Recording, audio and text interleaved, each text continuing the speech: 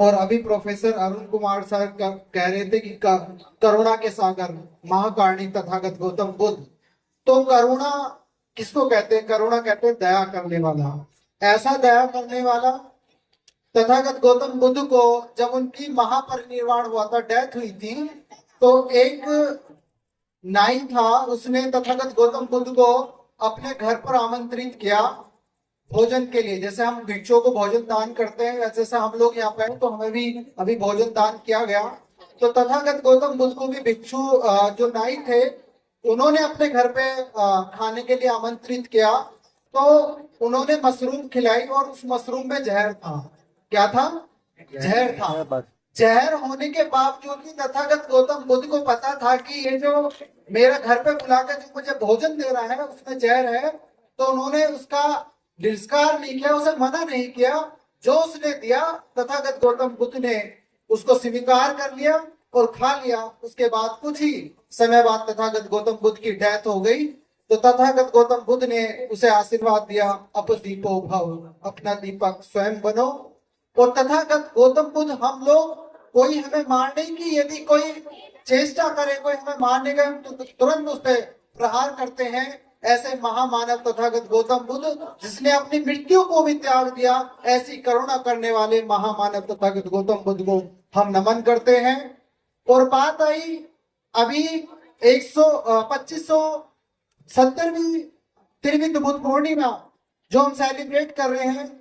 त्रिविध इसलिए कहा जाता है कि उसी दिन, पूर्णिमा के दिन तथागत गौतम बुद्ध का जन्म हुआ था। उसी दिन, पूर्णिमा के दिन ही तथागत गौतम बुद्ध को बुद्धत्व प्राप्त हुआ, ज्ञान प्राप्त हुआ। और पूर्णिमा के ही दिन तथागत गौतम बुद्ध की डेथ हुई, मतलब महापरिनिर्वाण हुआ। ऐसी संयोग बस पूरे विश्व में कहीं पर भी ऐसा संयोग नहीं हुआ कि किसी इंसान की तीनों जो डेट थी वो सेम मिली। तो ऐसा त्रिविध बुद्ध पूर्णिमा कहा जाता है। प्यारे धम्म बंधुओं, हम आज ये जो प्रोग्राम कर रहे हैं वो बाबा साहब की बदौलत कर रहे हैं। बाबा साहब डॉक्टर भीमराव अम्बेडकर ने 13 अक्टूबर 1935 को नागपुर में कहा था कि मुझे, मेरा हिंदू धर्म में जन्म हुआ, ये मेरे बस की बात नहीं है, लेकिन मैं हिंदू धर्म में मरूंगा नहीं, ये मेरे बस की बात है। 1935 में बाबा साहब डॉक्टर अम्बेडकर ने ये घोषणा की थी। और 1956 को बाबा साहब डॉक्टर अम्बेडकर ने नागपुर की दीक्षा भूमि में अपने 10 लाख युवक, 10 लाख अनुयायियों के साथ बौद्ध धर्म की दीक्षा ग्रहण की। लेकिन आज हम देखते हैं हमारे समाज में क्या हो रहा है। हमें दुख होता है इस बात का कि हम सिर्फ बाबा साहब की जयंती तो मना लेते हैं, लेकिन बुद्ध पूर्णिमा से हम बहुत दूर हट जाते हैं। क्योंकि बाबा साहब डॉक्टर अम्बेडकर ने जब बौद्ध धर्म ग्रहण किया था नागपुर की दीक्षा भूमि में, तो वहां पे लाखों की संख्या में पूरे भारत से लोग वहां जाने वाले थे। तो तथागत बाबा साहब वहां पे बैठे थे, तो बाबा साहब अखबार पढ़ रहे थे उस जगह पे जहां पर लगभग 10 लाख लोग आने वाले थे।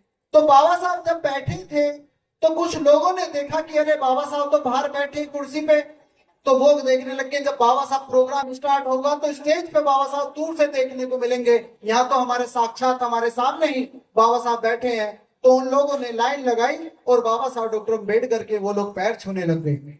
तो बाबा साहब का ध्यान अखबार की तरफ था। जब अखबार बाबा साहब डॉक्टर अम्बेडकर ने नीचे रखा तो देखा तो लंबी लाइन बाबा साहब की पैर छूने वालों की लग रही है। तो आपने देखा होगा लास्ट मोमेंट में बाबा साहब डॉक्टर अम्बेडकर डंडे से चलते थे, तो बाबा साहब डॉक्टर अम्बेडकर ने वो डंडा उन लोगों के ऊपर फेंक कर मारा, तो वहां भगदड़ मच गई। एक पत्रकार बाबा साहब डॉक्टर अम्बेडकर के बराबर में बैठे थे, उन्होंने कहा कि बाबा साहब डॉक्टर भीमराव अम्बेडकर, आपको मानने वाले आपको भगवान की तरह आपके चरण स्पर्श कर रहे हैं, आपको पूज्य बना रहे हैं, लेकिन मैं क्या देख रहा हूं, आप उन्हें आशीर्वाद देने के बजाय आपने उनकी तरफ डंडा क्यों फेंक दिया। तो बाबा साहब डॉक्टर अम्बेडकर ने कहा कि ये मेरे मरने के बाद ये सिर्फ मेरी जयंती मनाएंगे, ये साल के 365 दिन में सिर्फ एक जिंदाबाद मुर्दाबाद बाबा तेरा मिशन अधूरा हम सब मिलके करेंगे पूरा। साल के 365 दिन में एक दिन जागेंगे, बाकी जो 364 दिन है ये पूरे 364 दिन ये सो जाएंगे, ये मेरे भक्त बन जाएंगे, मेरे अनुयायी नहीं बनेंगे। बाबा साहब ने कहा कि मुझे भक्तों की जरूरत नहीं, मुझे अनुयायियों की जरूरत है। भक्त भक्ता ही करता है, जिंदाबाद मुर्दाबाद का नारा लगाता है, लेकिन उस महापुरुष के विचार को, उनकी विचारों को, उनकी जो बातें हैं उन्हें आगे बढ़ाने का काम नहीं करता। लेकिन आज हम जब समाज में देखते हैं, बाबा साहब तेरा मिशन अधूरा, हम सब मिलके करेंगे पूरा, ऐसा कहते हैं, लेकिन क्या करते हैं? अब जो प्रचलित चल रहा है वो डीजे का चल रहा है। फलानी कॉलोनी में 40,000 रुपए का डीजे कर रहे हैं, हमारी कॉलोनी 60,000 का करेगी। वो 60,000 का करेंगे तो दूसरे गांव के 70,000 का करेंगे। तो बाबा साहब के विचारों को कुचलने का काम यदि कोई कर रहा है तो आज के युवा कर रहे हैं।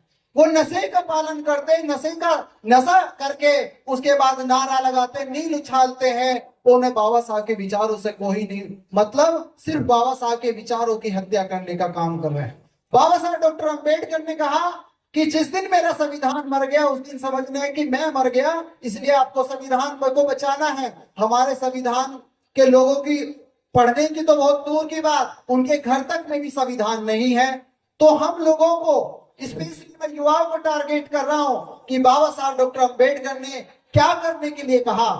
बाबा साहब की युवाओं से अपेक्षा क्या थी? 18 मार्च 1956 को आगरा के रामलीला मैदान में आए थे तो बाबा साहब डॉक्टर अंबेडकर की आंखों में आंसू थे। उन्होंने कहा कि मुझे मेरे पढ़े लिखे लोगों ने धोखा दिया। वहां पर युवा भी बाबा साहब को सुनने के लिए आए थे।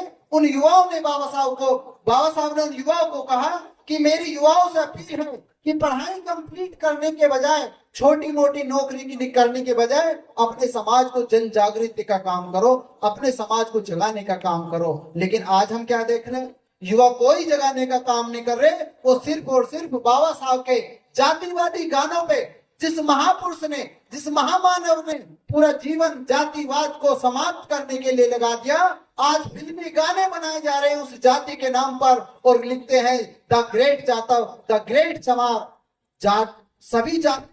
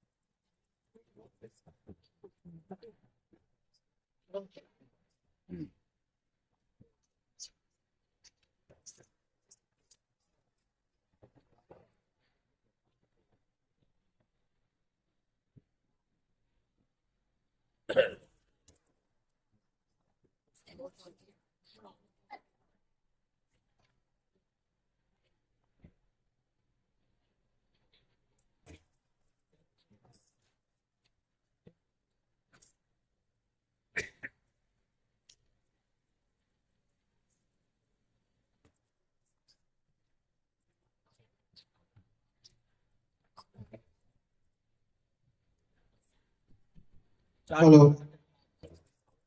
तो बात थी कि छोटी छोटी जातियों को जोड़कर बहुजन समाज बनता है।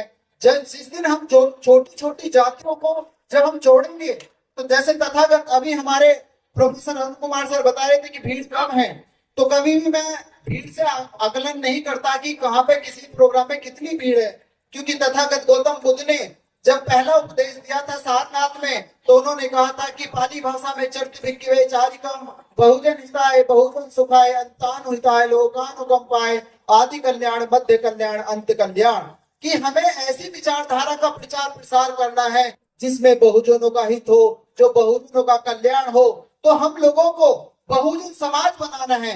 जब मान्यवर काशीराम साहब ने पार्टी बनाई बहुजन समाज पार्टी और समाज को जगाने का काम करा, तो आप ही के ही जिले से बहन कुमारी मायावती भी 4 बार इस देश की मुख्यमंत्री बन गई। तो आप लोगों को एक जाति विशेष का गुणगान करने से अच्छा है इस समाज को जोड़ो। जो बिखरा हुआ समाज है उसे आप जोड़ोगे तो एक शक्ति का निर्माण होगा।